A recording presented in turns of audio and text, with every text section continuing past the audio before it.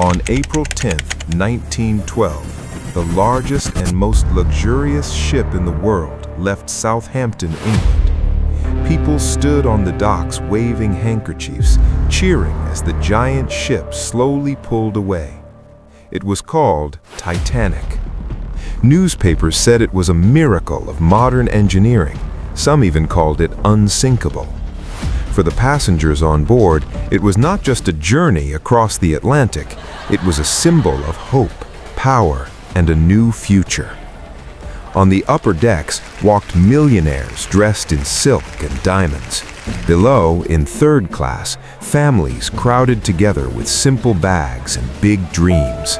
They were traveling to America to start new lives. The ship carried more than 2,200 people. None of them knew that in just 4 days, over 1,500 would be dead. The first days of the journey were calm and beautiful. The ocean sparkled under the sun. The dining halls were filled with laughter. Music played every evening. The ship felt invincible, too big, too strong, too advanced to ever fail. But far ahead in the dark Atlantic waters, giant icebergs were drifting silently. On April 14th, Titanic began receiving warning messages from other ships. They reported heavy ice in the area. At least 6 warnings came in throughout the day. Each message described fields of ice directly in Titanic's path. But the ship did not slow down enough. It continued moving fast, cutting through the calm sea at nearly full speed. That night, the ocean was strangely smooth. No wind, no waves. The water looked like black glass. It seemed peaceful, but it was actually dangerous. Without waves breaking against them, icebergs became nearly invisible in the darkness. High above the deck, 2 lookout men stood in the freezing air. They had no binoculars. They scanned the horizon with only their eyes. The night was cold and moonless. At 11:40 p.m., one of them froze. A dark shape was directly ahead, an iceberg. They rang the bell 3 times. A warning call was sent to the bridge. Iceberg right ahead. The officer immediately ordered the ship to turn and the engines to reverse. The massive vessel began to shift, but it was too slow. Titanic was too big, moving too fast. The iceberg scraped along the right side of the ship for about 10 seconds. It didn't sound like a massive crash. It wasn't dramatic. Some passengers felt only a small vibration. A few laughed, thinking it was nothing. But below the waterline, the iceberg had torn open the hull in several places. Water rushed into the front compartments. Within minutes, the ship's designers realized the terrible truth. 5 watertight compartments were flooding. The ship had been built to survive 4, not 5.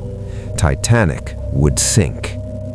At first, most passengers were not worried. The lights were still on, the band kept playing music, stewards told people to put on life jackets just in case. Many didn't believe the ship was in real danger. After all, it was unsinkable. But there was another shocking problem. Titanic did not have enough lifeboats for everyone. There were lifeboats for about half the people on board. The laws at the time were outdated, and ship owners believed too many lifeboats would make the deck look crowded. They never imagined needing them all.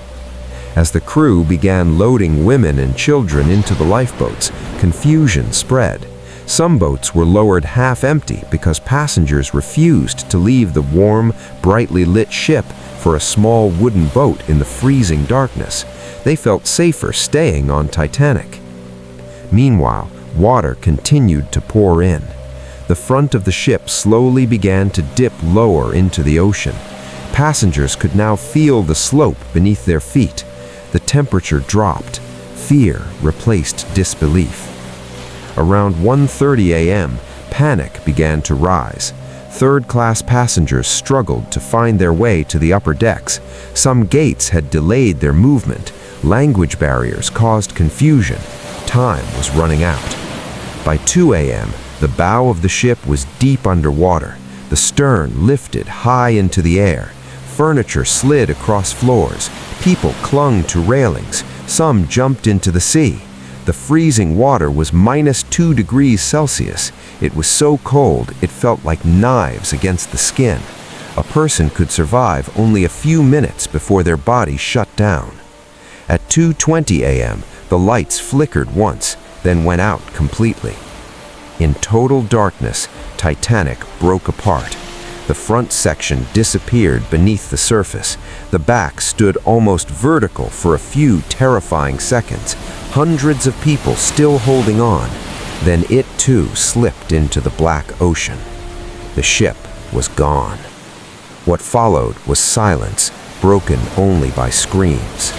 More than 1,000 people were floating in the freezing water, crying for help. The lifeboats nearby were afraid to return because they feared being pulled under by desperate crowds. Within minutes, the screams began to fade as hypothermia took its deadly hold. One nearby ship, the Californian, was only a few miles away. Its crew saw rockets in the sky, but did not understand they were distress signals. By the time another ship, the Carpathia, arrived hours later, most victims were already gone. In the end, over 1,500 people died, rich and poor, men, women, children, entire families vanished into the sea. For decades, people believed Titanic sank simply because it hit an iceberg, but the truth is deeper. It was not just ice, it was speed, it was overconfidence, it was ignored warnings, it was outdated safety rules, it was human pride believing technology had conquered nature. In 1985, explorers finally found the wreck nearly 12,500 feet below the surface. The ship lies broken in 2 pieces, slowly being eaten away by rust and bacteria. Shoes still rest on the ocean floor where bodies once lay. Dishes, suitcases, and personal belongings remain scattered in the darkness. The Titanic was supposed to be a triumph of mankind. Instead, it became one of the greatest tragedies in history. More than 100 years later, its story still fascinates the world because it reminds us of something simple and powerful.